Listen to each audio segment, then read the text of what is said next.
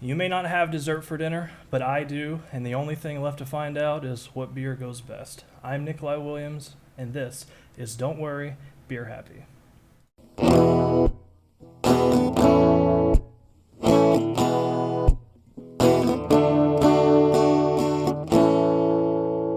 This is just desserts. I'm joined here tonight by, I don't know, probably my, I don't know, my instructor on how to prepare desserts, or, at least someone I've prepared a lot with, Miss Anna McConnell. How are you doing? I'm doing great. Thank you for having me. I'm excited to be here. Yeah, I think this is a great episode because, you think about beer pairings, you don't always think about dessert. It's not something you go, oh, I'm going to have dessert, I'm going to drink a beer too. And so I think it's just really interesting, and we're going to see if it works. I don't know how the beers we've picked will pair. They could be good, they could be bad, but we're going to find out. Exactly. Uh, Yeah, I feel like with wine, you have your dessert wines. You have, yeah, a nice, sweet Moscato or something crisp to end a meal. But what about beer?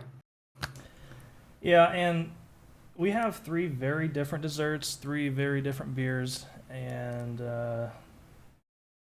I have some water here too to kind of cleanse the palate in between because who knows what's going to happen. So the three beers we have tonight. This is a interesting can, and for those of you who've been here every week, you might notice that whenever I show you the cans or bottles, it's been backwards, but that should be fixed tonight. So this is called Goses Are Red, and it's by the Brewery, and so this is what that looks like. So as the name might indicate, it is a goza, but it's kind of rosé-like. Um, I don't know what to think. We'll see what happens. And the pairing that we're doing with this is a lemon dessert. Now we had a bit of trouble uh, Now, get ooh. yeah, getting the same desserts here. So you have lemon bars, right? Mhm. Okay, and I have a lemon pie. So more or less, we're just looking for the lemon. It should be fine. Um, the second thing we have is Samuel Smith's Nut Brown Ale. You've probably seen this everywhere. I know I've seen this for a long, long time in many different states. It's always everywhere, and this usually a pretty decently liked beer. And the thing that's going with this is Snickerdoodles. And the last one, it is definitely not least.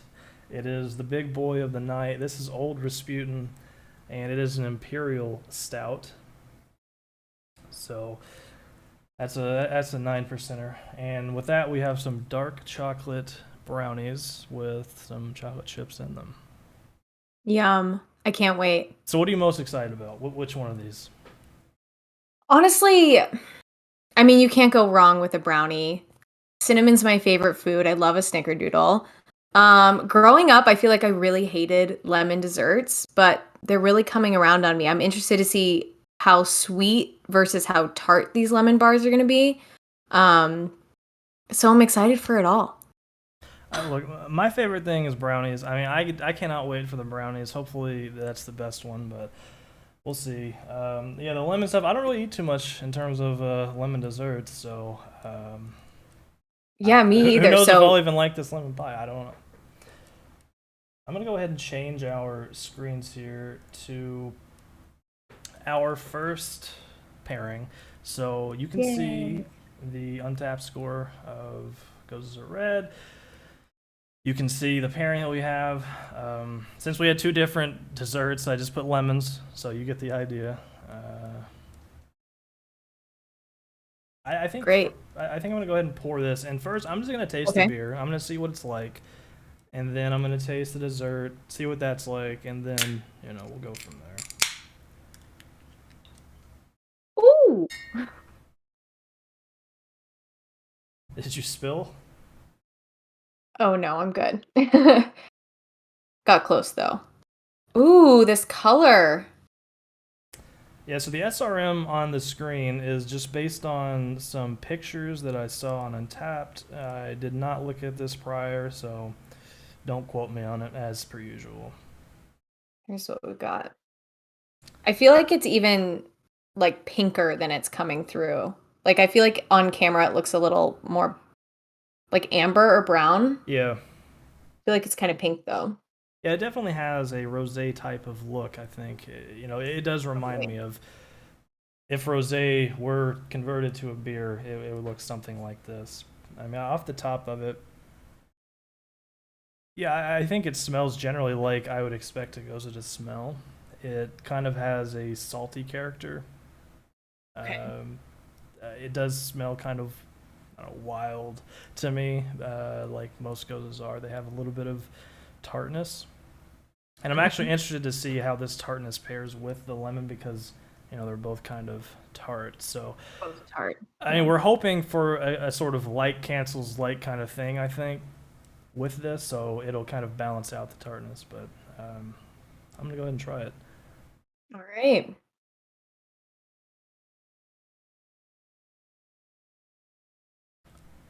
It's definitely refreshing. It's not too Super. carbonated, so I don't feel like there's CO2 just bouncing off my tongue. But it's Definitely almost tart though. yeah, it's definitely tart, and it's actually kind of a lot heavier than I expected. Like I don't know, I expected it to be less. I expected to leave less of like an aftertaste, but I definitely got like a residual flavor there. I am definitely, yeah, getting kind of a like a grape wine flavor too. Um, Yeah, it does kind of remind me whenever I have wine of just what you taste whenever you kind of take a big sip of it. Like not you could barely drink any, but if you take a good drink, just what's left over after that. I feel this definitely hits that mark. yeah, it's like almost I don't know, it has that like the tanniny mouthfeel that you get with wine sometimes. Hmm. Like it's almost like a tightness or a dryness. I feel like I'm getting that here. Yeah, I can see that. And whenever I think about goses, I think those are good at I don't know, sort of matching that character of the wine, even though they're not in any way related to wine, other than they also have alcohol.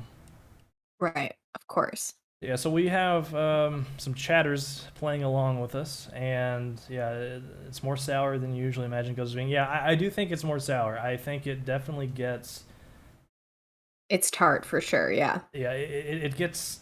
It's where does it even get the sour? So okay, so it's aged, and Okay. and it has grapes in it, so that's probably why we get sort of that winey feeling from it because it has grapes and it's aged. Let's see. Funky, So what's crisp, in- tart. Go ahead. yeah, so what's interesting is I don't know if you can correct me if I'm wrong, but I think with a rosé, you keep the grape skins in for like a period of time and then pull them out. And I think that's what the like tannins comes from. Whereas this, I don't know because it's a beer, are the grape skins in there the whole time? Is that why I'm really feeling that tightness of the Hmm. tannin? I wonder if it's because the grapes are just hanging out in there. I I don't mean, know. How it could be. normally when you add fruit to a beer, how does that work? Well, I mean, in general, whenever you add it, you're adding it. I mean, you can add it, I guess, at different times depending on what you're going for. But I've never actually seen grapes added to a beer. This is the first beer that I've ever encountered that has grapes added to it. I'm sure there are others out there, and I'm assuming whenever they say it's aged with, I don't even know how to pronounce this word. Is it Syrah? Is it Syrah? I don't know. Maybe you know. Syrah. Syrah. Syrah. Yeah. That's like hurrah, hurrah, hurrah. We have Hurrah, hurrah, we have Syrah. hurrah grapes in here. Uh, grapes in beer. Do they put hops in wine? I'm gonna assume they do not ever put hops in wine. But yeah, I'm assuming they age it with the grapes. So I would imagine after they brew it and it starts fermenting, they either add the grapes then or maybe once it's done with the fermentation, they put it in a barrel and age it afterwards. I'm not actually sure what their process is. I would also be interested to know. Um, Wine's too snobby Absolutely. to put hops in. Yeah, wine is too snobby to put hops in. You can't do that. I'm Wine gonna is very snobby. I'm gonna try this lemon pie I have. So I mean, here's what we're Great. working with. We're working with a little personal Let's- pie, Aw, and he's so cute. yeah, I mean, we have a lot of sweets here, so I didn't want to Yeah. go too hard on the pie, but I'm also keeping it small with my little serving of lemon bar here. see, Um, I'm pretty upset that I couldn't find the stuff I needed to make that. That's pretty annoying. well, that's for next time. Um, so anyway, I can talk a little bit about making the lemon bar. How does that sound? Sure, yeah. Well, how did you So, do it? well, I to be completely honest, I did make this one from a mix. We had a lot to make. We were short with regard to time, but so normally you'd have kind of like a shortbread cookie crust. It's just gonna be flour, sugar, and butter. And then the topping is gonna be a lemon curd, which is kind of like a lemon custard. So that's gonna be egg yolks and lemon juice, basically, I and feel more like that sugar. might be what we have going on here, because Great. it is very, you know, Ooh, you got some nice like pudding texture on yeah, there. yeah. Here, mine's a little firmer, I think.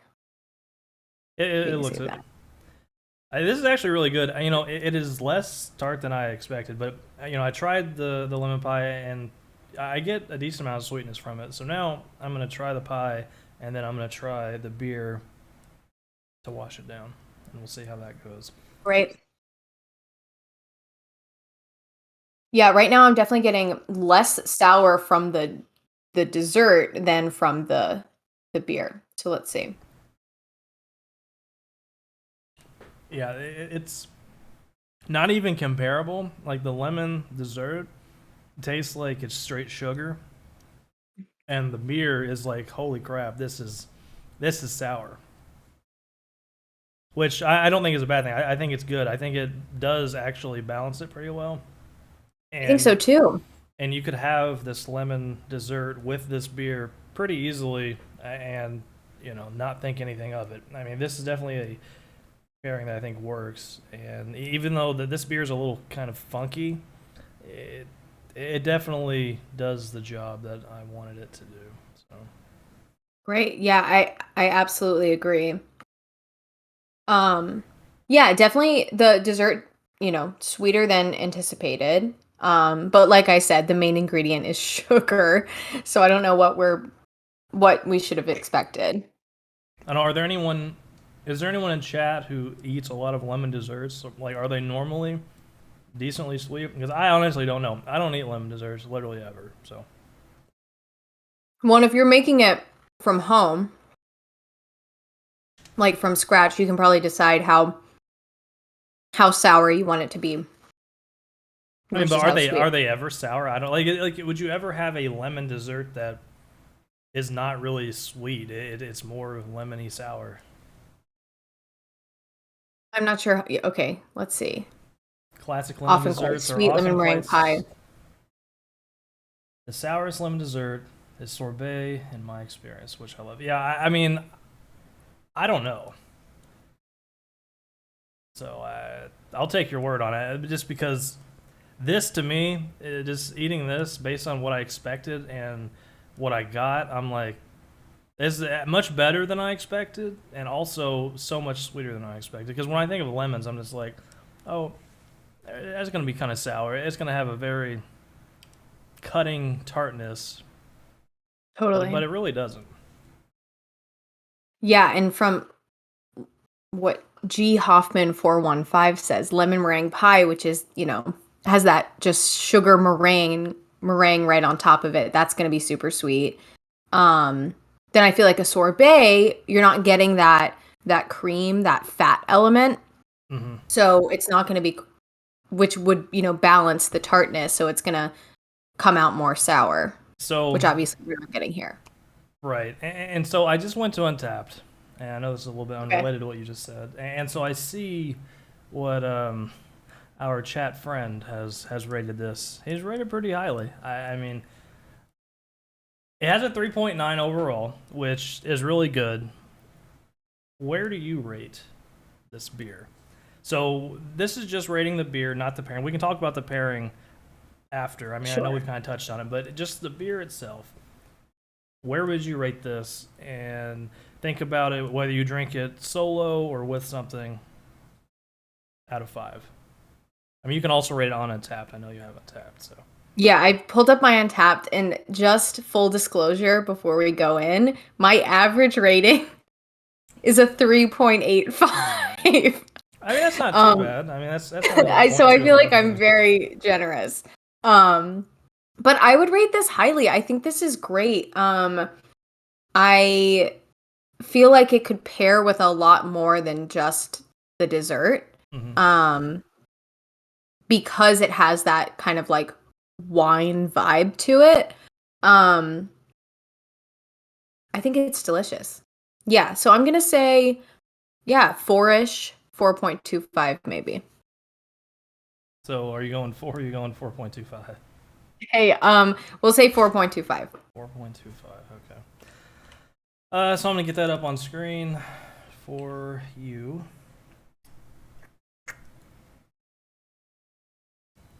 So you have a 4.25. I think it's good. I don't think I would go 4.25 on it. I just feel that I've had Goses that are better. The number one Gose that comes to mind was one that I had when I lived in Maine, and it was made by Rising Tide, and it is named Pisces. And allegedly, they got salt from the ocean. Who knows if they did or not? So they had sea salt from the harbor or whatever in Portland, Maine. But I thought that one was really good. I mean, this one's also very good. I am gonna say I'll go higher than, man. I keep doing this. I'll go higher than the 3.9, and I'm going to give this one a 4. I think it's Great. So that's an element that I guess I didn't realize, because I feel like I haven't had many Gozas. Maybe I feel like I had a Sierra Nevada one mm-hmm. maybe a few years ago that I'm remembering. So I didn't realize that like salt was such an element of it. Which is really interesting when you think of desserts, like the salted caramel trend or like salted chocolate. The idea that there's like this salt element to it makes it a really interesting pairing for probably a lot of things. And I'm also curious now that you say that, if we had maybe a fruited sour that was not a Goza, just a sour beer that doesn't include any salt, if it would go less well. Yeah. Maybe the salt in the beer kind of helps put it all together a little bit. I don't know. I mean, I know whenever we were thinking about pairings for this, I mean, we wanted something light. So I think this was one thing we could talk about is whenever I went into this and I went to the store and I was just thinking about it, we were talking. Our thoughts were something light. It could have been anything from like a light lager to like a Belgian, maybe like a wit beer, maybe a Hefeweizen even. There's a lot of options, and I think with very light desserts, maybe a fruit tart or other things that aren't super in your face, super heavy, you can go with a lot of lighter beers and you have a lot of options. As we move forward into the sweeter things, I mean, you're going to need a more impactful beer to pair with that. So, Well, and that was one thing, is that I think probably between the snickerdoodles, which we'll get to next, and the lemon bars actually like kind of a heftier dessert. Like I feel like snickerdoodles have kind of a very subtle flavor.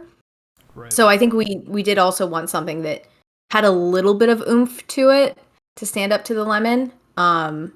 Which is why we went with something that, is a little sour, has a little bit of that fruit flavor to it. I think we did well. Yeah, I would recommend this pairing if you're into trying to pair desserts.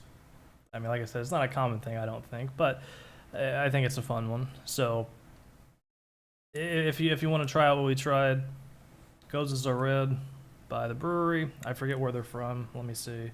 I think it's Southern California. Is it? Placentia, California. Wherever that is. So I got a ton of badges on Untapped, including it is Beer Can Appreciation Day. You can't really read that, but January 24th marks the very first day that beer was offered in a canned container way back in 1935. Celebrate Beer Can Appreciation Day by cracking a cold one and toasting to this popular beverage vessel and all of its creative reiterations. I did not know that was today, so I think it's pretty cool. That's awesome. That's Beer Can Appreciation Day. Now, granted, the next two beers I have in bottles, not cans, so whatever. One of mine's in a can, so. I had the option of a can on Old Rasputin, but I was like, I feel like the bottle just makes it that much more like angry old man feeling. So, he is an angry old man. That's so funny. He's Old Rasputin, you know. He is. I think so. Something that I think about a lot is like pairing alcohol with food, obviously. And I feel like there are some meals that are just so, well, I have to drink a beer with that, kind of like pizza, you know, even though it's Italian, you know, which you would think wine. Pizza, burger, wings, basically anything you'd get at like Buffalo Wild Wings, right. Or TGI Fridays or something. I feel like it's such a like a beer vibe. But honestly, this one, and I know maybe it's just because I'm leaning into the grapes, the Syrah, the wine thing. I feel like can go with a lot of things. Yeah, in general, I think sour balances a lot of stuff well. Like so in one of my books, I have a chart, and I have the chart open over here. And if I look at beer acidity, it balances spiciness. It doesn't really interact with fat. It cancels out umami flavors. It masks acidity in food, and it aggravates saltiness in food. So I'm actually curious if we had a salty food to see if it would make it feel over the top. Saltier. And then it has a caution on sweetness. So basically saying it may or may not be good with sweet things. So, you know, if we tried this beer with the brownie, for example, and, you know, maybe at the end we try, you know, the different beers with the non-recommended pairings, see how they go. Sure. But almost assuredly, if we tried this with the dark chocolate brownie, it would not be good. But maybe. We'll see. We'll see how much we drink. We'll see where we go. Well, I can assure you I don't want to drink it no matter how much I drink. Like with like, no matter how much I drink right here, I'm not gonna want to drink, you know, this Goses with the brownie. So it's that's already made up in my mind. Well, we've got a lot to kick back, so we'll see. I mean, I haven't really had that much of this one, but I don't really want to chug it. This is not a very chuggable beer, that's for sure. You know, I drink it, and if you try to take too long of a drink, it's almost like you're touching something hot. And I don't know if he's here or not, but we do have a viewer who knows a little something about touching. Oh, there he is. There he is in chat right now. About touching things that are too hot and leaving your hand on there, even for a split second too long. I'm not going to name names, though, so... that is perfect timing. Like, I literally can't believe you just popped in as soon as I started saying that. That's so funny. Yeah, the overlay... So, depending on what piece... it's pretty new within the last couple weeks. Last week we debuted, I think, all the gray overlay and also the scoring on the corner of the camera. So yeah, I love that. Yeah, I think it's really nice. It kind of reminds everyone how we feel about it versus how the Untapped community feels about it. And I guess we like it more than the Untapped community. I generally like sour beers. I remember at the beginning sour beers, especially because I wanted to say the first sour beer that Robbie and I tasted was at beer school, and it was Duchess. And it was, yeah, I couldn't handle it. It tasted like I was vomiting. So I was like, sour beers are not for me. But there are less sour varieties of beer because that's a lambic, and lambics can be pretty intense. So I think like if we had a lambic, I don't know how that would have gone with this lemon pie because it would have been probably overpowering. And I mean, this is getting there. It's very close to the line, I think. And if it was any more sour, it'd kind of be like, I don't know. I mean, I'm thinking like, okay, maybe I took a lemon and just bit into it. That probably wouldn't be good, even with the lemon pie itself. But Yeah. I just had a Breckenridge Brewery sour like a few days ago, and it was very, very subtle sour. I feel like I probably didn't check it in. Um, but it was like, it was really nice because it didn't like hit you in the face, but it definitely had, that sour vibe. Like I have a friend who only drinks sours. Not sure why exactly, but likes torture, I think. But yeah, no, it's a very different flavor of beer. It is kind of in its own unique category all by itself. And depending on the type of sour, I mean, it could be lightly sour and you just have a little bit of it and you can't really taste it, to something that's like a lambic that was, it went through 5 different steps of the yeast and bacteria just doing whatever it does inside the beer. I mean, there's a lot of stuff that goes on, to being aged in a cool ship, which is a big wide open container that lets like wild yeast and whatever else is in the air just kind of float around in it. I mean, depending on how you prepare it, there could be a lot of flavors going on. And I think this is a nice balanced, funky, sour kind of beer. But if it went any more on either one of them, I'd be kind of scared. So first of all, can you give me like the briefest explanation on like process wise how a sour differs from anything else?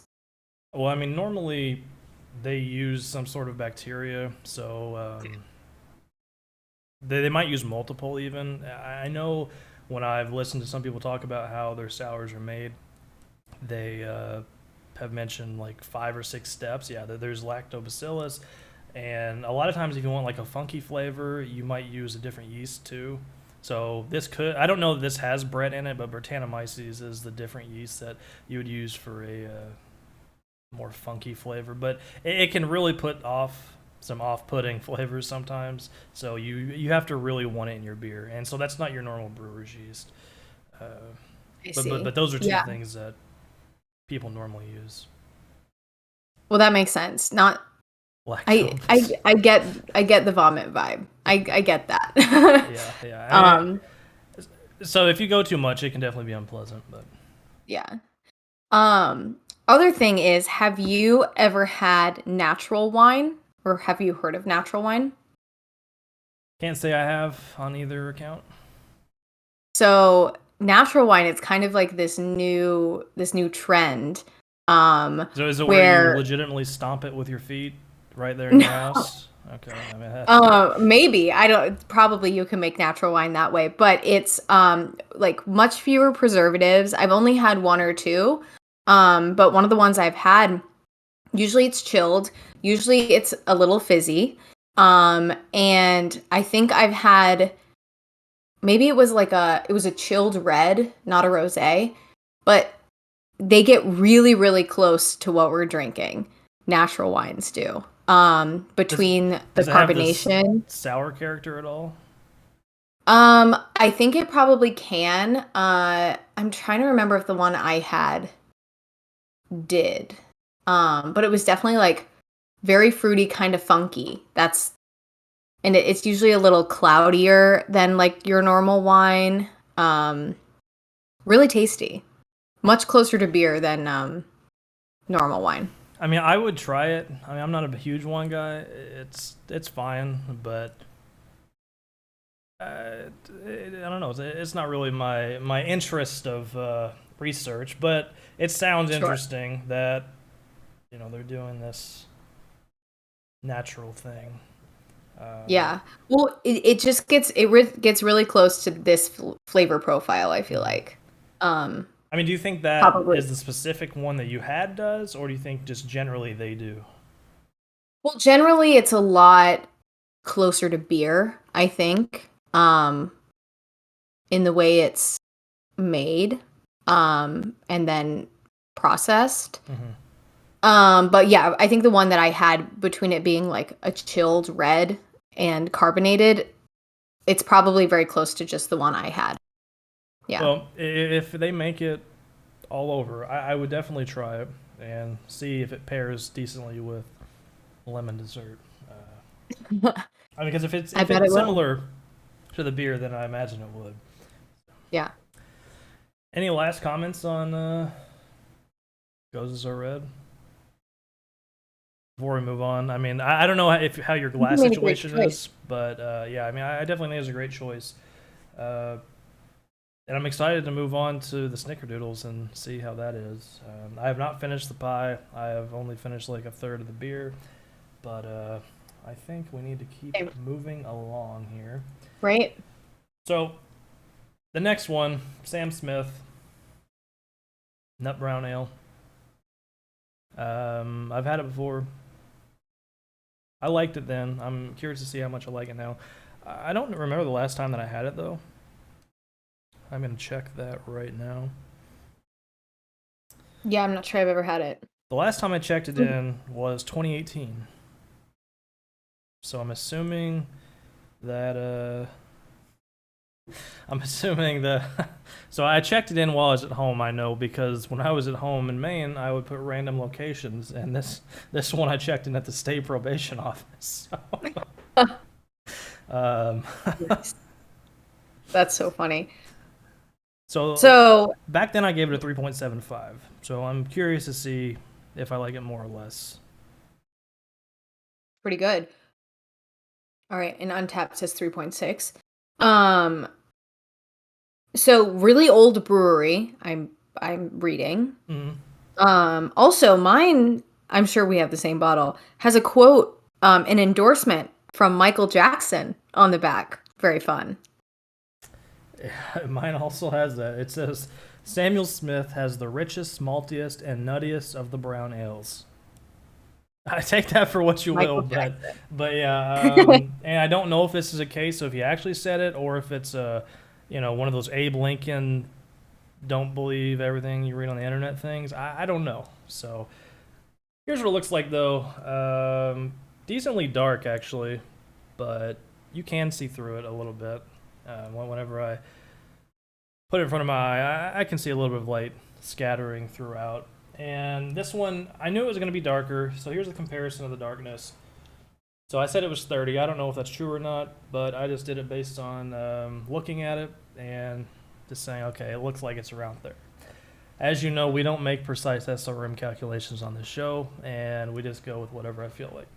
IBU's 30, so it does have some bitterness, not too much, but it is definitely going to be noticeable, I think. And the ABV is 5%, so actually less alcoholic than the Goses Are Red.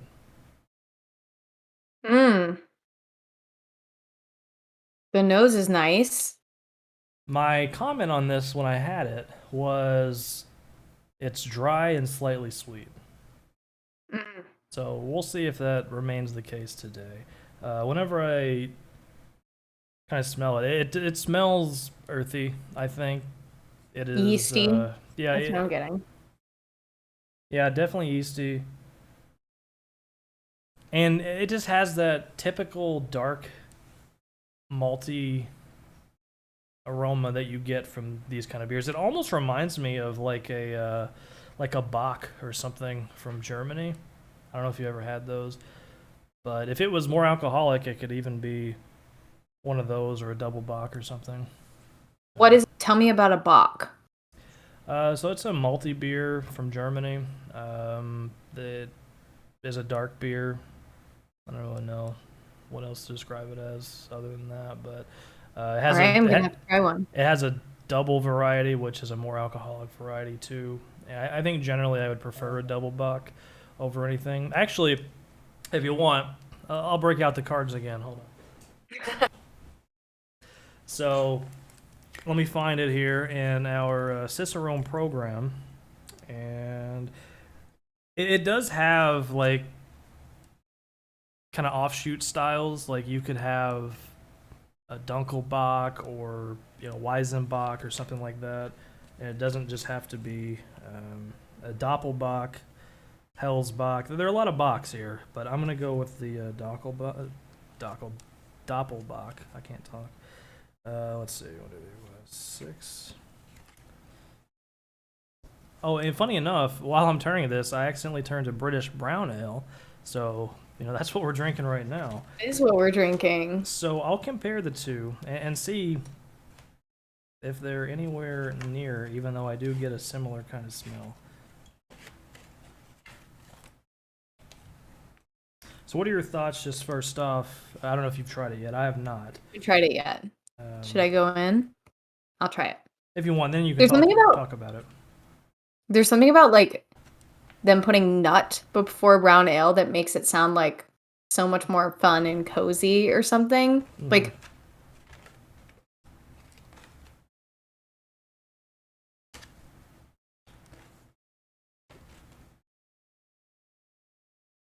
that's nice. It's not as it didn't hit me as much as I thought it would.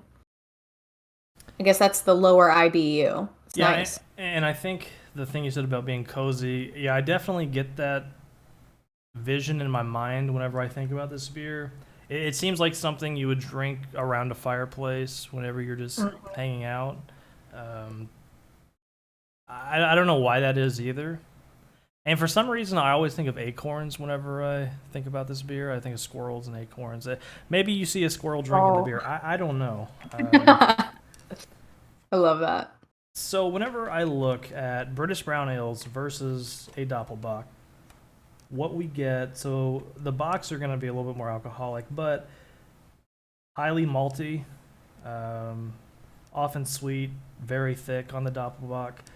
And for a British brown, nutty, caramel malt flavors, moderate levels of bitterness. So I feel like they're similar in terms of their flavor, but they differ in terms of bitterness and alcohol. Okay. Now, they're not like related styles or anything, but I don't know. It's just the smell it gave me. It's a tangent for sure. And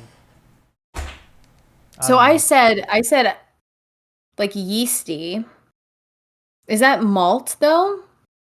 Tell me about if you had to describe like a malt smell / flavor, what would that be? I guess it depends on the malt. So the malt is going to be whatever you are boiling to get the sugars out of it. So if it's a roasted malt, you're going to have a little bit more roasted flavors. Or if it's a black patent malt, it's going to be like black and dark. If you have a malt that you cooked over some sort of I don't know, like it's not peat, but I don't know what they do to exactly to get like a Rausch beer. You're gonna have like a smoky flavor, or you could have pale malts that they use in a lot of your pale beers, and they probably have some in here too. But the darker ones kind of overtake the color, and so it just depends on what you're using for that. But generally, it's gonna be what gives it the sweetness, or at least the initial sweetness, as long as they don't add lactose. So on previous episodes we've gone over milk stouts, which do not contain milk, as you might think, or you may not think. I don't know. If you've been here, you won't think that, but they put that in there and it gives it a little sweetness, more body. You can put in, I don't know, rice. You can put in basically anything that has some sort of sugar that can embolden the beer. That's not like the grain that you start with. So, like we use sugar in our baked goods, we're using malt in our beers. Yeah, and so the malt, basically you're going to take the plant, so whether it's like barley or whatever it is, and you boil it, and then it opens up and releases all of the sugar into the wort, so it's WORT, and that is what is the food for the yeast, right? So the yeast, they don't just go in there and make alcohol because they want. They're not going to do it for free. You can't just say yeast produce alcohol. You have to give them sugar. So when you boil that, you're giving them all their food. You put them in there, and at the right temperature, the right, out of the lighting. You don't want it to be in direct sunlight, obviously, while it's fermenting. And I mean, I'm sure there's a lot of other stuff that you need to make sure of, but I guess maybe pH levels between. I think it's like 5.5 to 6 ish is a general fermenting pH level for an ale. Don't quote me on it, but I want to say that it's somewhere around there. And they start eating the sugars and they produce alcohol, and CO2 is another byproduct. So a lot of times if you have a bottle conditioned beer and you have yeast sediment at the bottom of the bottle, it'll be producing more alcohol, more CO2 as it just sits on the shelf waiting for you to buy it. So that's so interesting. So sorry, I know we're getting off topic, but how do you label the ABV on an alcohol or on a beer that could potentially get stronger with time? Well, I mean, I think that there's like an average calculations that they can do to say like, okay, it's not going to get super strong. It's not like it's after your primary fermentation, it's basically done. I mean, there is a secondary fermentation where a little bit can happen, but I don't think it's going to change astronomically, especially because there's not enough sugar in those bottles to really give you a huge change anyway. So I think they probably just label it as either what it is on the day they bottle it, and then maybe they give themselves some room. I'm not 100% sure, but now that you mention it, it is a bit of a curiosity that maybe I'll ask the next time I talk to a brewer who has any bottle conditioned beers. That'd be cool. Well, I'd love to hear that answer. Yeah. I'll let you know. Great. So do we want to try our snickerdoodles? Yeah. I actually think that it's going to go very well. I'm predicting that this is a very good combination. Just tasting the beer, I think that it's definitely going to be good. So, are you ready? Cheers. Cheers.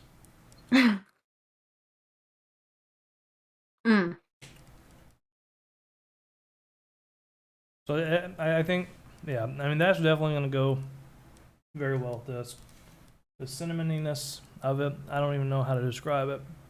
If that's even a word, cinnamony-ness. If it's not, totally. It is now. But I think that goes really well nice with like the earthiness of this beer, and the little bit of bitterness in here helps balance the sweetness of the sugar and the cinnamon and the cookie. Yeah, without overpowering it at all. I think it's really nice, actually. So your snickerdoodle is kind of like your standard, I guess, chocolate chip cookie for the most part. So lots of butter, lots of sugar, and then you're going to take that dough and roll it in cinnamon sugar. So there's not actually, I don't think, any cinnamon in the cookie itself. It's really just the coating. But it's really that butter and that cinnamon are hitting so well with this beer. I actually thought whenever eating the cookie with drinking the beer after, like it kind of heightened the alcohol in the beer. Like I think I tasted the alcohol very strongly in the beer after eating the cookie. I don't know why that is, but it doesn't seem so poppy, like it kind of pops whenever you eat the cookie and then drink the beer. And maybe it's due to some of the flavors canceling out, I don't know. But it tastes more alcoholic to me than the Gose. Really? Let me try again with the cookie, because first off, I thought it was a lot more mild than the Gose.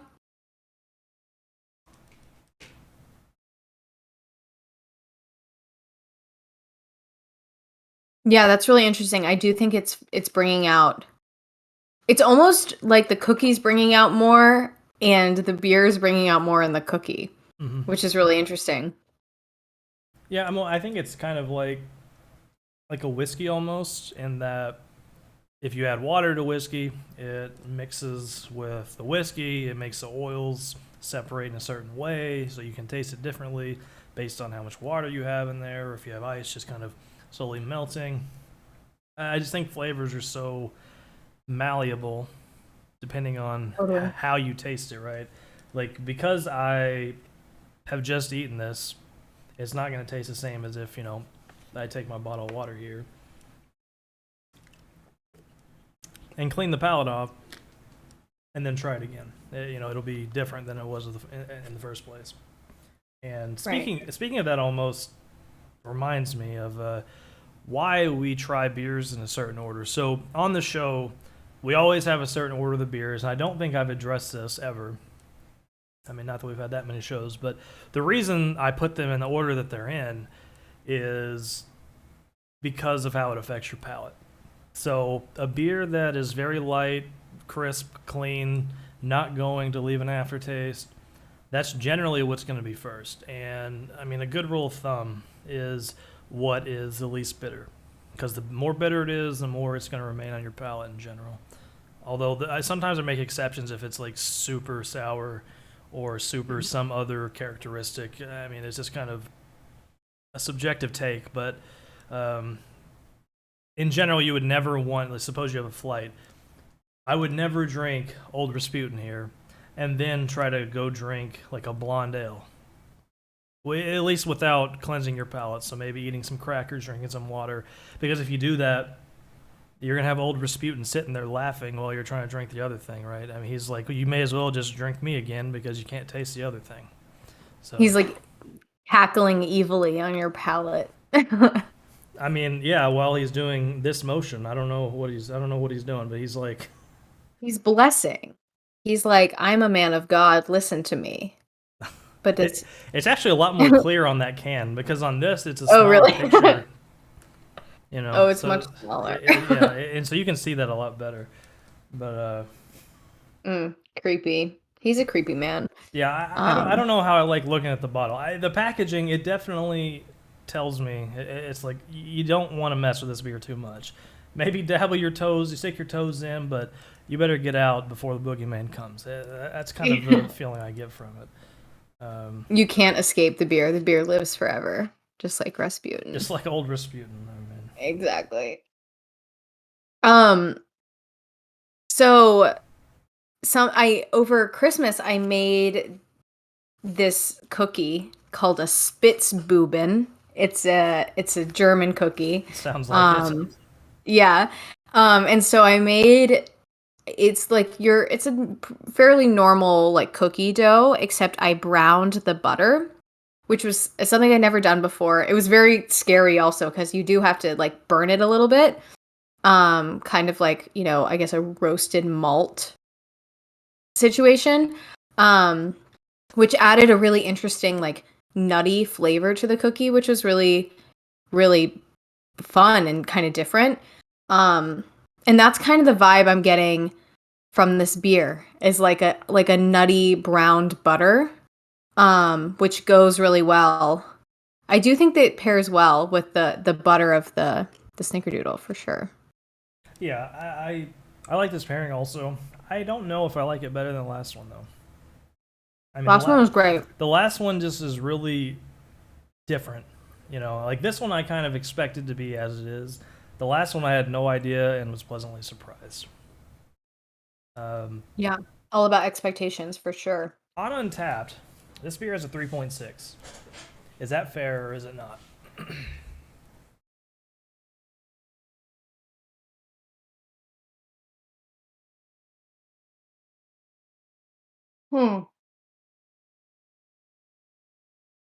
I think it's good. I think it's really solid. Yeah, definitely don't like it as much as the last one. I think I'll give it a 3.75. I'm going to give it a 3.75. So 3.75 is what I gave it last time that I really it. It is, and I'm going to be honest. I don't think I like it as much as I used to. Well, so the question is, that's the other thing though that I'm kind of dealing with is like, I feel like at this point I'm now rating it with the cookie, How do I rate it without the cookie? I'm not so sure.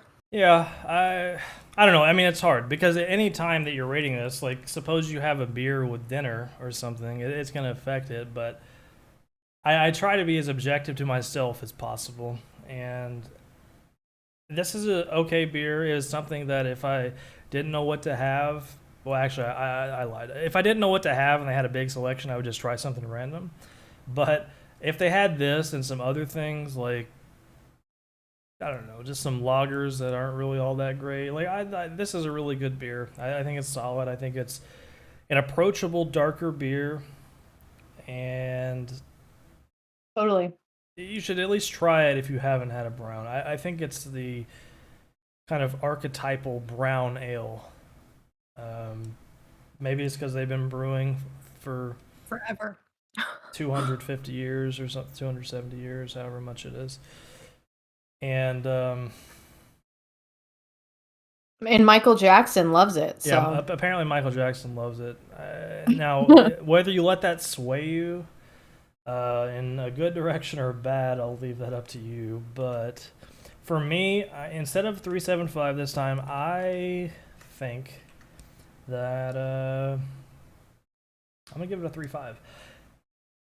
It's okay.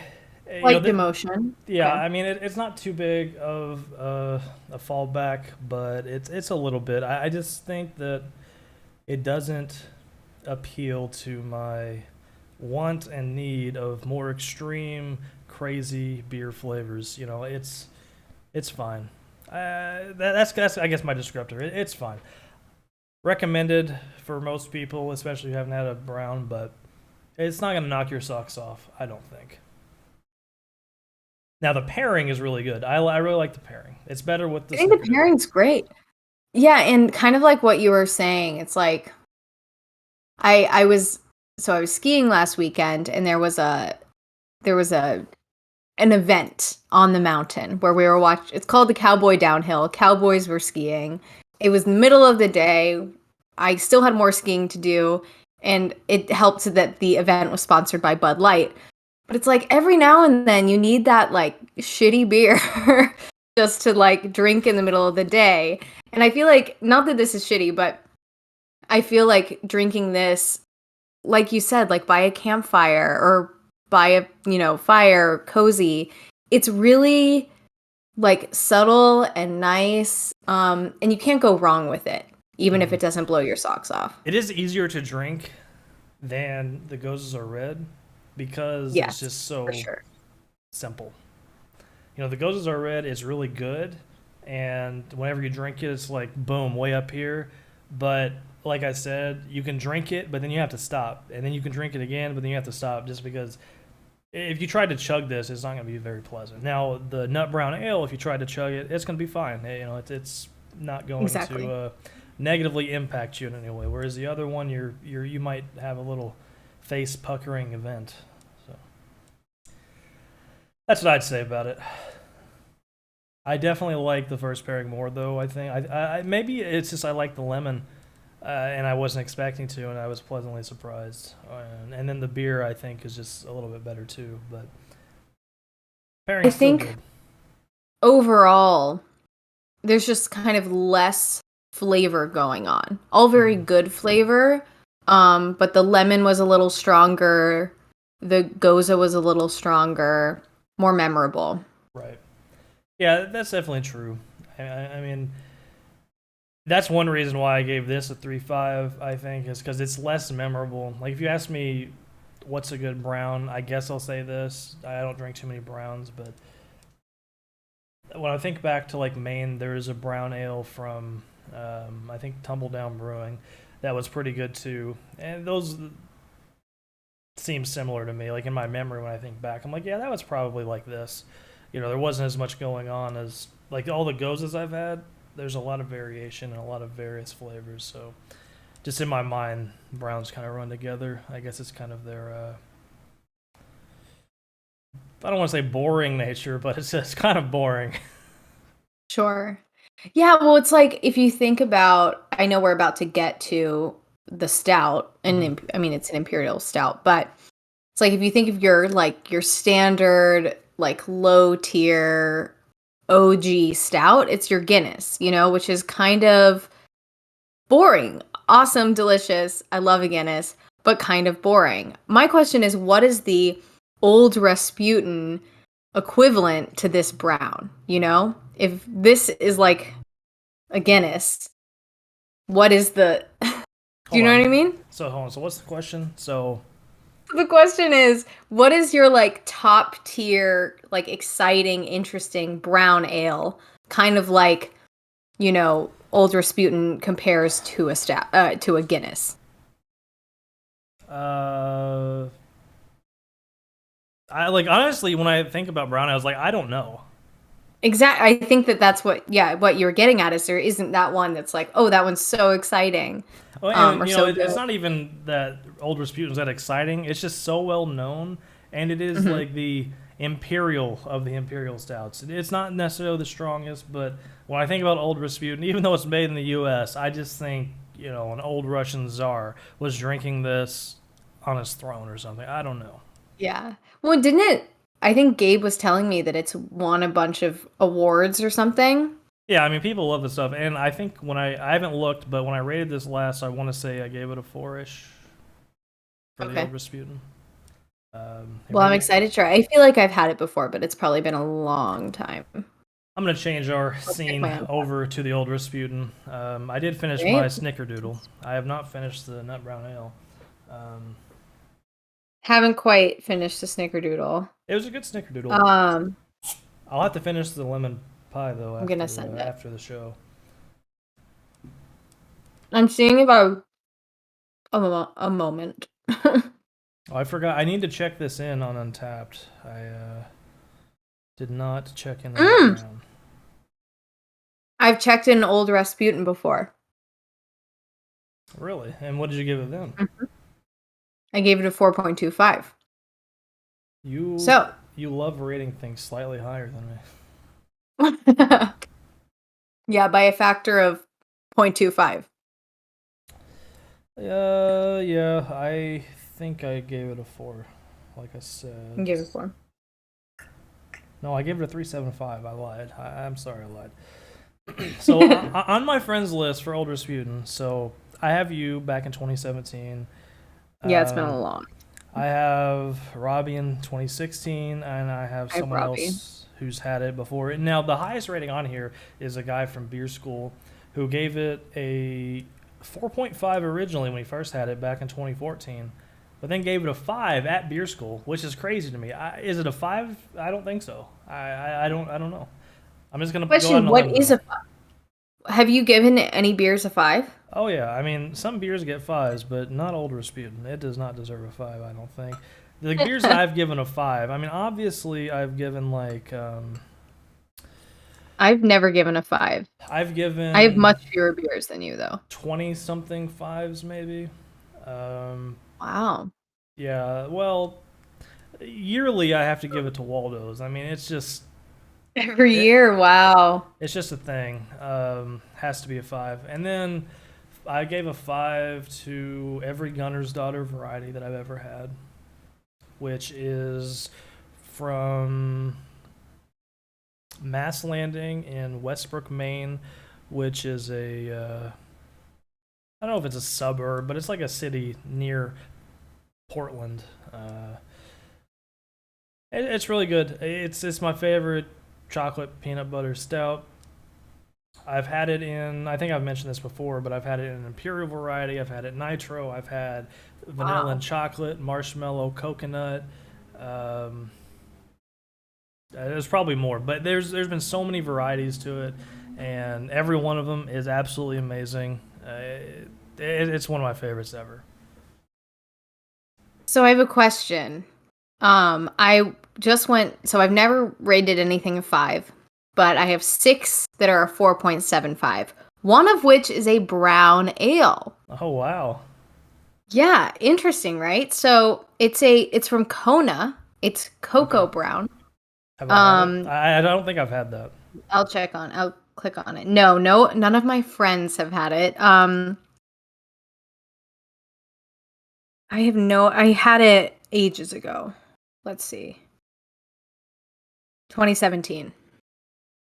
Um, Interesting. I'll have to try that again and And compare that's the it thing. to. I mean, if I look at my beers, let me look at my beers real quick and see what I've actually had in terms of browns because I don't know.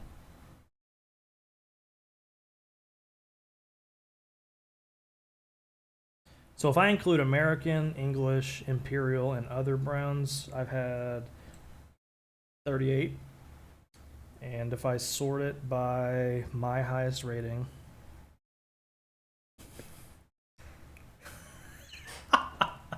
so the highest, okay, so there's a tie for the highest rating brown ale that I've ever given. And I don't know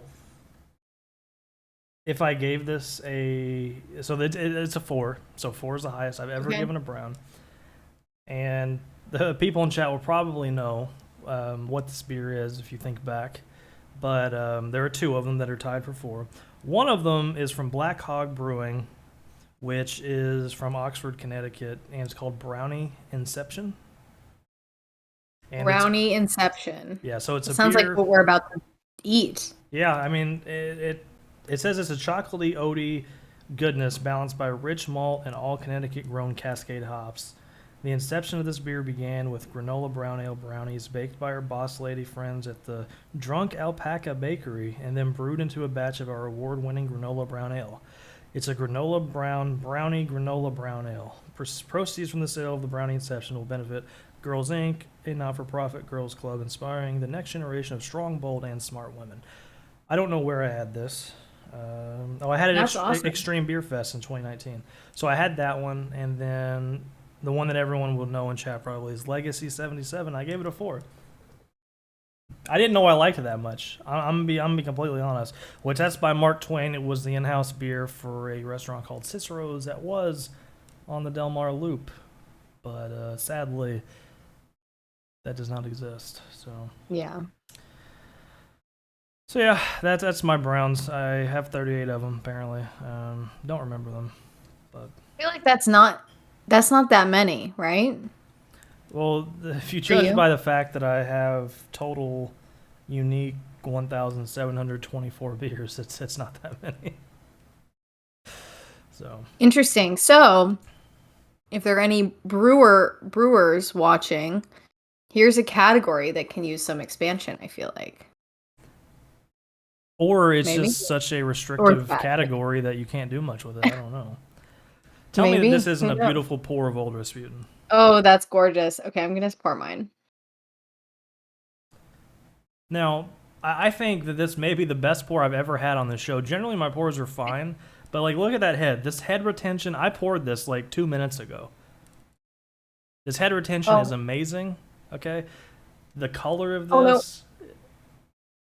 We're good. My head is extreme. Whoops. Now, children, don't try this at home. You may overflow. Yeah, I did have, like, whenever I first poured this, I mean, the head was a little bit bigger, but it settled into this nice inch. That looks gorgeous. So. That should be in a commercial. I'm going to let mine settle a little bit. Old Rasputin, contact me. So, what I'm interested in is, okay, Nick, if you had to pair anything with a brownie, what would you put with it? There's kind of like a obvious answer, I feel like. I mean, if the answer is not milk, I don't know what the answer would be. Okay, for a beverage, sure. But yeah, I was thinking vanilla ice cream. Okay, yeah, sure. Yeah. So the question is, how close is this to vanilla ice cream? I'm interested to see what the vanilla notes are like in this. Now, I haven't tasted this in many, many years. But based on the style, it's an Imperial Stout. I'm assuming there is absolutely zero vanilla in it. It is going to be bitter. It's going to be alcoholic. And the hope is that balances out the sweetness of the brownie. Now, the brownie's dark chocolate, so that's already a bit less sweet than like a milk chocolate fudge brownie or something, right?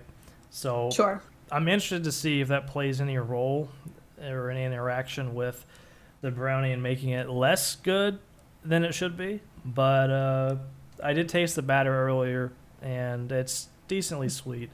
Yeah, the box says don't do it, but, like, come on.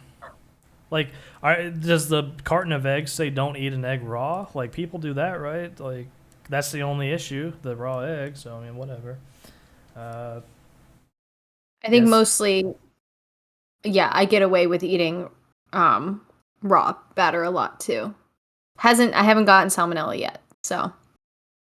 I mean, look, if that's the way I gotta go, then I guess, I went eating brownie batter, well, like a Yeah. happy man, like Doesn't a get happy better than man that. would. Yeah, it's the ideal way to go, I think. I mean, how'd he die? Well, he was eating brownies. So.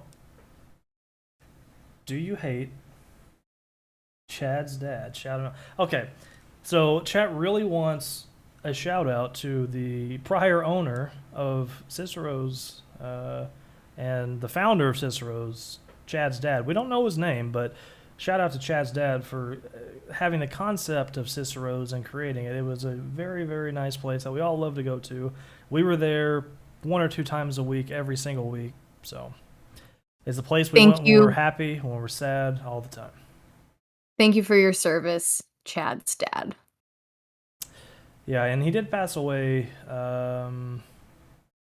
while we were in school, I think. But it was a great restaurant. I miss it. I mean, look, someone needs to reopen it. I'm just gonna look.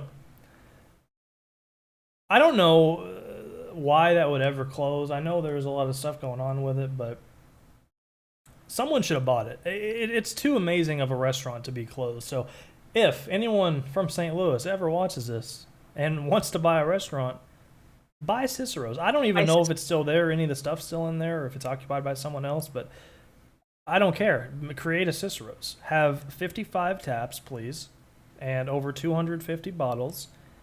Have, Italian American food plus wings plus whatever, okay?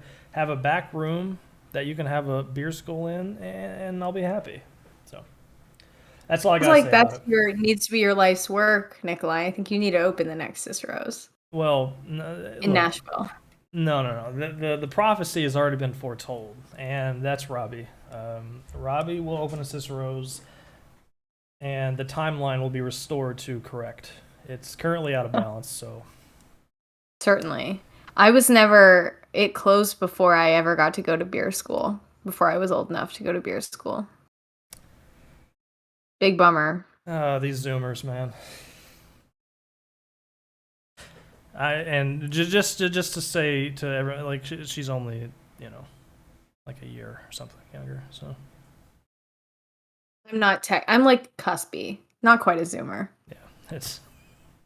But, look, it went with a bit. So, all right, I'm going to go ahead and try Old Rasputin again. Great, let's do it.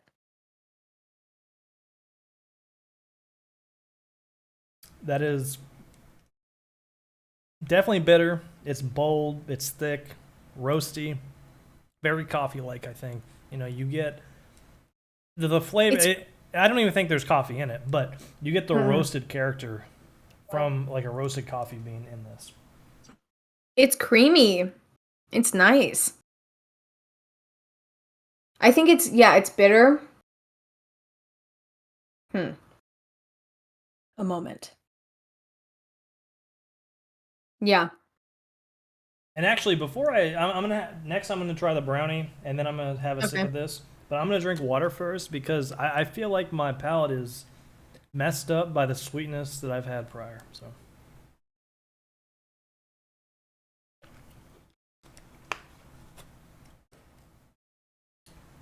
Yeah, so I'm expecting good things from this, but I'm wondering if the brownie will be sweet enough to stand up to the stoutness of the stout. Imperial Stout. So, here's my brownie. It is kind of crumbly. It is a side piece. It's not a corner. I hate corners, but I guess I'm going to have to... Look, I mean, this isn't the direct middle, but normally I'm a center kind of guy, but I was like, look, I'm not going to dive right into the center. I'll get a side first. But the center's the best. Like, I don't want all this, like, hard crunchiness on the edge of it. I just don't. I want it to be soft, and that's that. Well, if you cook it right, ideally the outside is, like, a nice chewy as opposed to crunchy, but I get that. Everyone has... You like what you like. Look... if you offer me a corner, I'm gonna be offended. That's all I'm saying.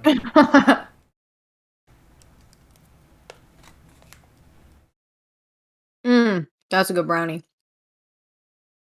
Mine's also very So good. it's Ghirardelli. Hmm. The mix that we chose is Ghirardelli. And of course, that reminds us of the time that we went to Ghirardelli Square together Speaking and of, had a nice brownie sundae. that was probably 3 years ago in the next 3 days or so. Yeah, Because pretty much exactly. I landed in California 3 years ago today. I know that because I had a memory of me going to none other than the best burger joint around, In and out. In and Out. In and out. I had In and Out a few days ago. So freaking good. So Mm. I have adopted the tradition of only having In and Out as my first meal in California after I land from a previous guest of the show, Gabe. So I don't know if you guys saw that, but yeah, he's from Cali, and that's his tradition. So now it's mine. I love it. I just got back from Colorado on Friday and we went straight to In and Out. Doesn't get better than that. I mean, there's something to be said about a place that has so few options. I mean, look, Gordon Ramsay liked it. He liked it so much, he was in line for it. He tried it after he got it from the window and was like, "This is so good, I'm getting back in line." And he took his car and got back in line. I mean, what else do I need to say about it? I'm obsessed with Gordon Ramsay. I watched his cooking masterclass, and he is, forget his TV personality, which is like its own very fun, like specific thing. But he is so good at what he does.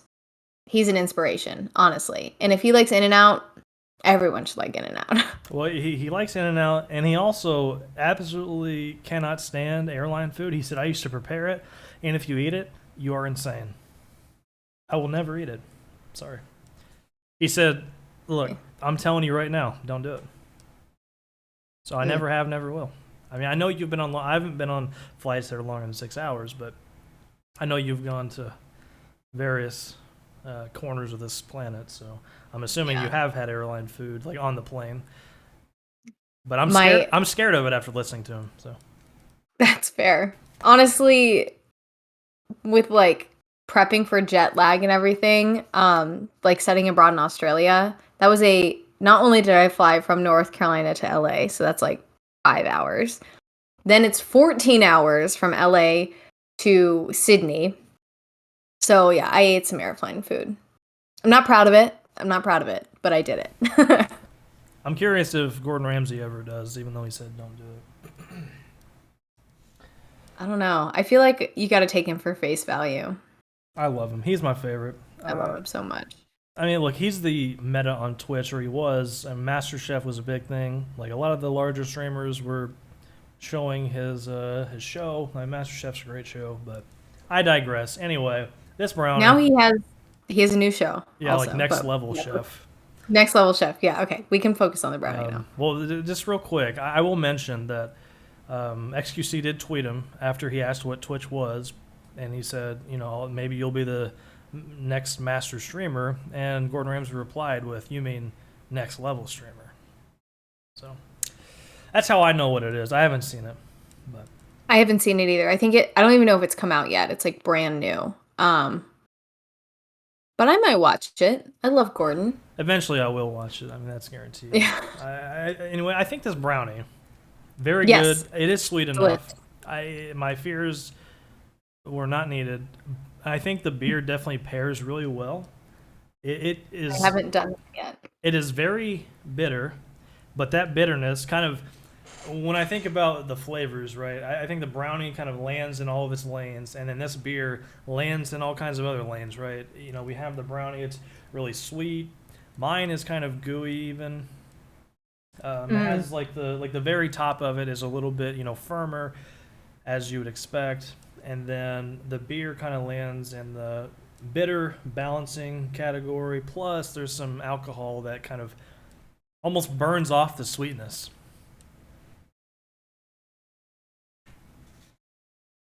Yeah, I think it's delicious. I mean, it kind of makes me think of like a tiramisu, which obviously has chocolate notes, coffee notes, and alcohol is often like included in a tiramisu.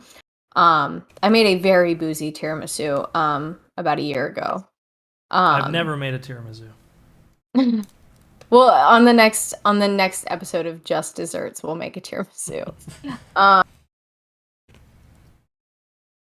So yeah, I feel like it's like hitting in that area for me, putting them together.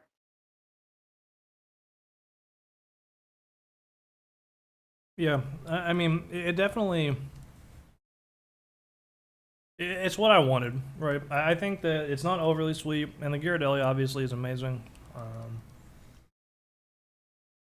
And because My question is, oh, sorry, go ahead. and because it's so bold of a dessert, we needed something as big to go with it, right? It's kind of like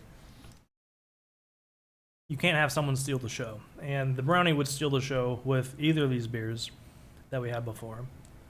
It would overpower the brown, I think, and then the sour of the Gose would just be atrocious. I think I would not, like I said before, I'm not trying it, but it wouldn't be good. Just I know in my mind it would not be good. Oh, yeah, definitely not. My question is, do you think so? You know, like we were saying, the last pairing was maybe not as flavorful as the first. How do you think this compares, like flavor wise, to the first? Because I don't know if it's necessarily more flavorful. Maybe a little richer, maybe a little bolder, but just very different, I feel like. Yeah, it's definitely not as flavorful, but I'm partial to brownies. I love brownies. They're probably my favorite dessert definitely out of what we had. But just generally, like if you give me a brownie, like come on. It's a brownie. Who doesn't like a brownie? It's such a classic, honestly easy treat. And there's chocolate chips in here. You know, it's not one of those plain Jane. Oh, it's just a brownie. It's like it's a brownie with Ghirardelli chocolate chips. Like, come on. It's righteous and brought me to Flavor Town. Yeah, look. That's what this brownie does. It does bring you to Flavor Town. This is another tangent, but we do have a Guy's Chicken in Nashville, so I've had it. It's pretty From decent. Gordon to Guy. Look, you gotta love Guy. I mean, I don't think he's as skilled as a chef, but definitely as entertaining. When was the last time, or did you have cosmic brownies growing up? I did have those growing up. I don't remember the last time I had one though, but I probably had one in the last 5 years at some point. I could go for one of those. They're so texture not good. I feel like very heavy, very like gluey. But I loved those as a kid.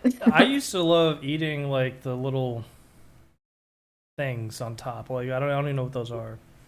But like sprinkles, but they're like little candies. Yeah, almost like those candies. That's what really sealed the deal for them. You know, if it didn't have those candies, I don't think it'd be as good. It'd be just meh. But because of the candies, it's a top tier child dessert for sure.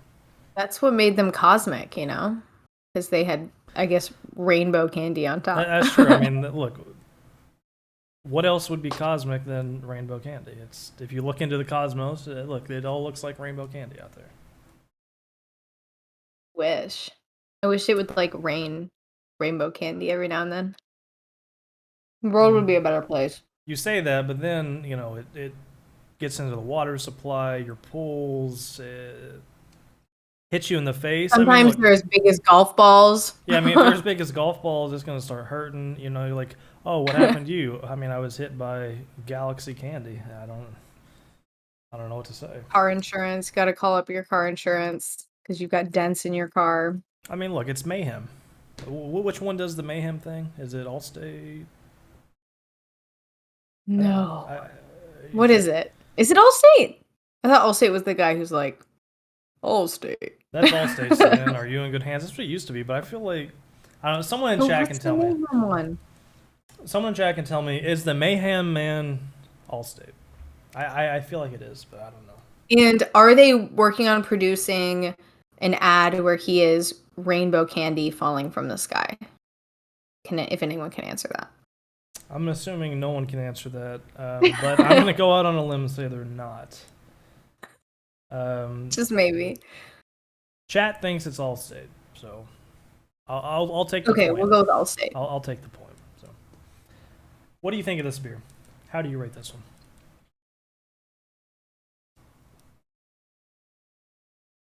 I think. Let me try one more time.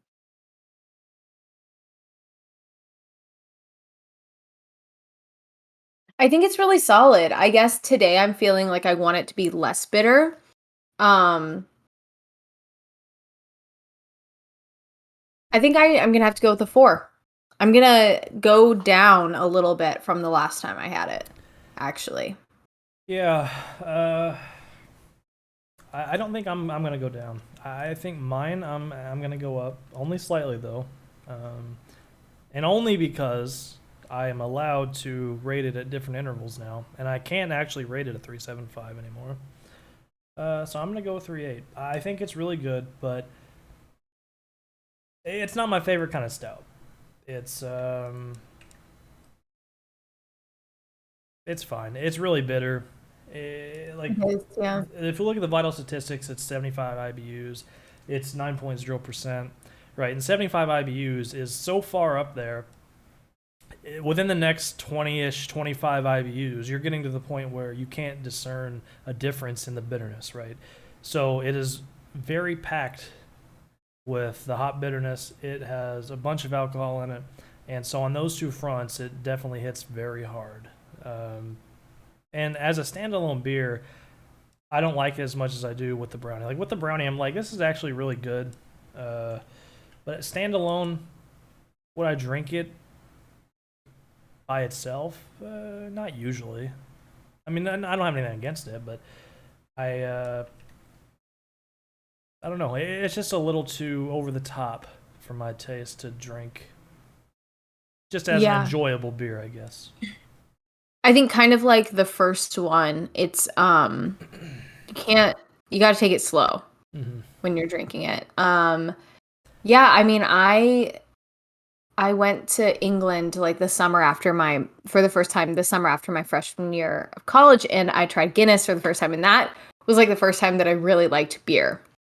So I love a stout, love a Guinness, but a Guinness is so subtle, and this is not. Yeah, so I mean, the Guinness, it's not even 5% alcohol. I think it's like 4.2 or 4.6 or something like that.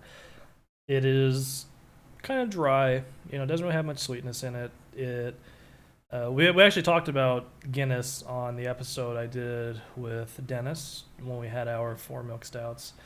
We kind of went through all the stout history and stuff. But yeah, this one is like, imagine a Guinness and then amplify it by a lot. Like there's an export stout that Guinness also makes, I believe, that is Guinness normal amplified, but then this is just so much more bitter, so much more alcoholic. It's just a different beast. It's hard to believe that it's even the same category, because they're both stouts. I mean, granted, this one's imperial and that one's a Irish. Right. Well, yeah, and I feel like the nitro, I guess not every time you have a Guinness it's nitro, but a lot of them are, I think whenever it's served, so they do actually have a prescribed way that they want bars to serve their beer, and it's not just you push the thing on the draft or you pull the handle. It's a little bit different. So I mean, I do think they have a special way. I forget what it is. I haven't looked at it in a while. Because I feel like the nitro element to it makes it even creamier and like reduces the bitterness a little bit. Which obviously this doesn't get because it's not a nitro. And it's just super bitter. I would like it. I like everything on nitro. If I can get it in nitro, and actually, I know we were talking about it whenever I was looking for these beers, but I have a couple stouts that are nitro that I'm going to try. I haven't decided if it's going to be in a show or not, but I just love nitro. Nitro is my favorite way of serving any beer. I would try a nitro any beer. Like even if it doesn't normally go with it, I want to try it. Yeah. Well, when there's the whole, nitro cold brew trend with coffee and everything too. So good. So good.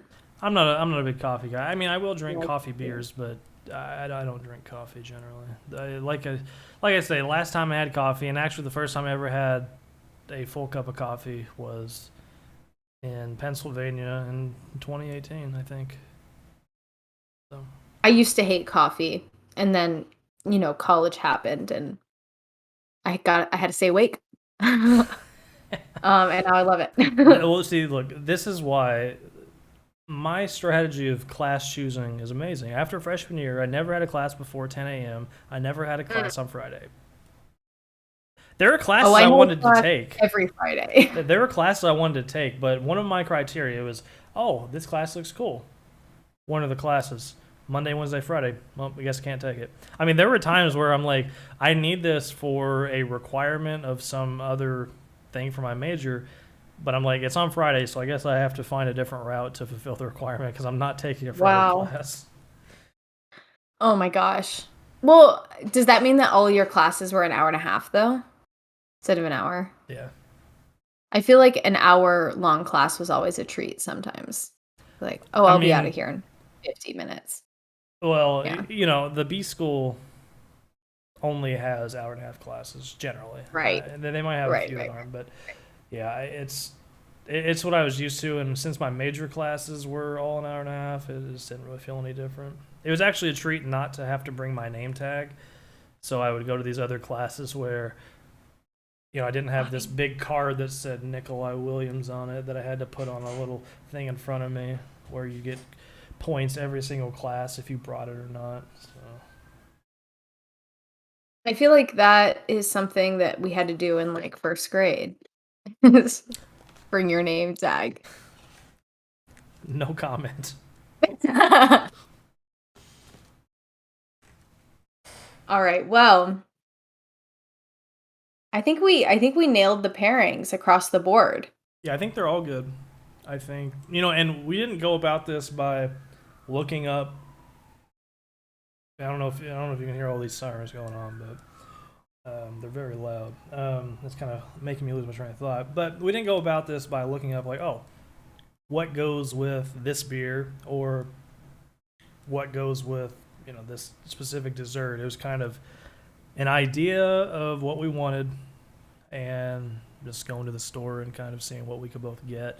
So I think the advice for anyone who wants to pair desserts, cheese, other food, anything, right, that there are two ways to go about it to get a good pairing. One is to just smack it on and say, okay, this is X.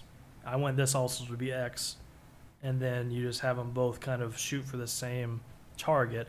The other is to balance, right? So this is X and you want this to be Y. And I think both are very good ways of trying to find a combination that's good. And I think it's okay that you find stuff that's not good. It's okay to say, I tried this out. It was atrocious. I will never try it again. But, that's the fun in it. Yeah, and I think that kind of what you were saying about like X and X versus X and Y, I think that maybe our first pairing was more of that X and X. And then that last one was the X and Y, which I think, so we kind of came at it from different angles, but ended up with a pretty good result for all three. Yeah, and I'd actually be interested in pairing more things. I have some ideas for some shows in the future to do beer and cheese pairings and even other foods.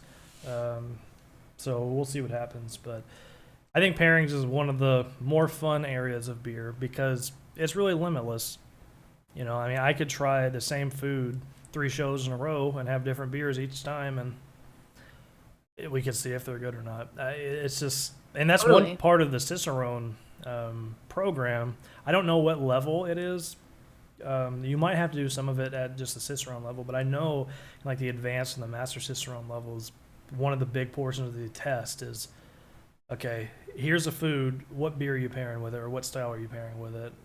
So it's something that's really important, but people don't really think about it too much. And I think the most that thought that goes into it is kind of, oh, I'm at dinner. I guess I'll just take what I like instead of really thinking about here are the characteristics of the beer, here are the characteristics of the food, and what goes well together. Right.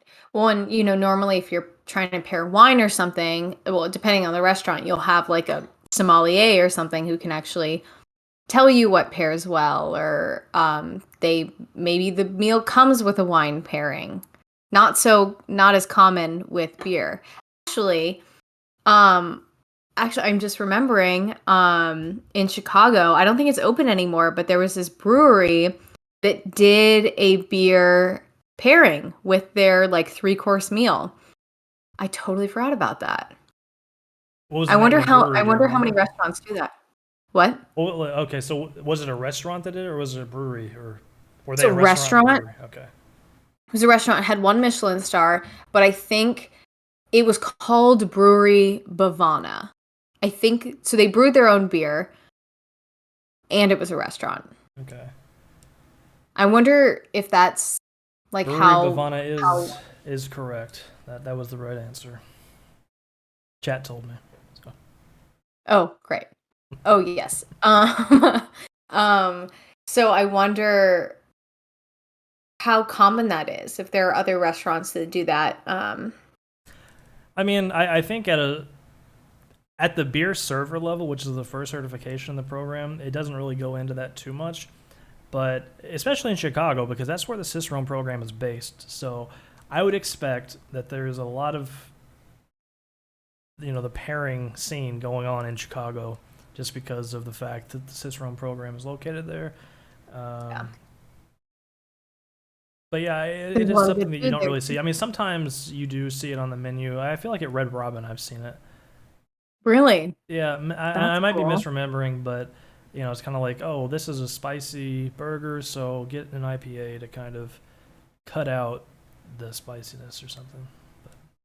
Not 100% sure, but I feel like I've seen it on some menus at some restaurants. But it's definitely not common.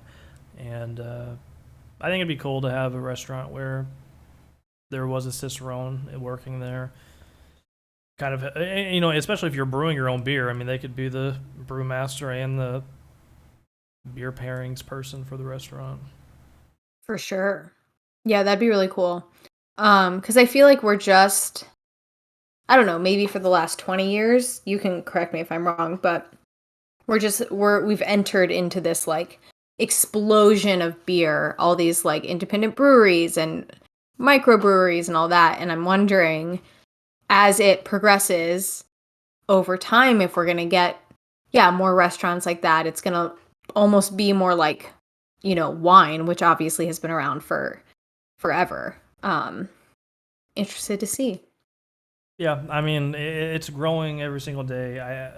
One thing I like to point out is when I moved to Maine in 2017, and when I left last year, no, I guess it's the year before, not 2020.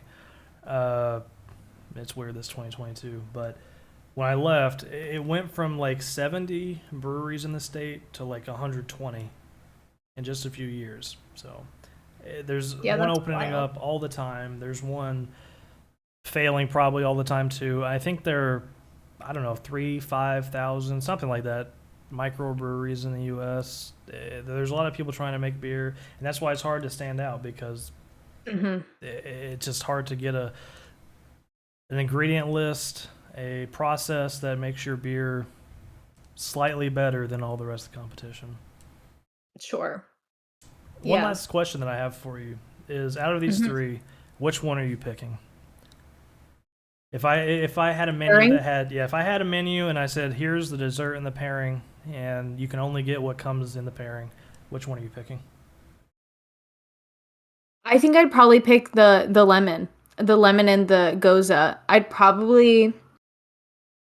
I think that the Goza is so different and interesting, that just from like I'd want to try that.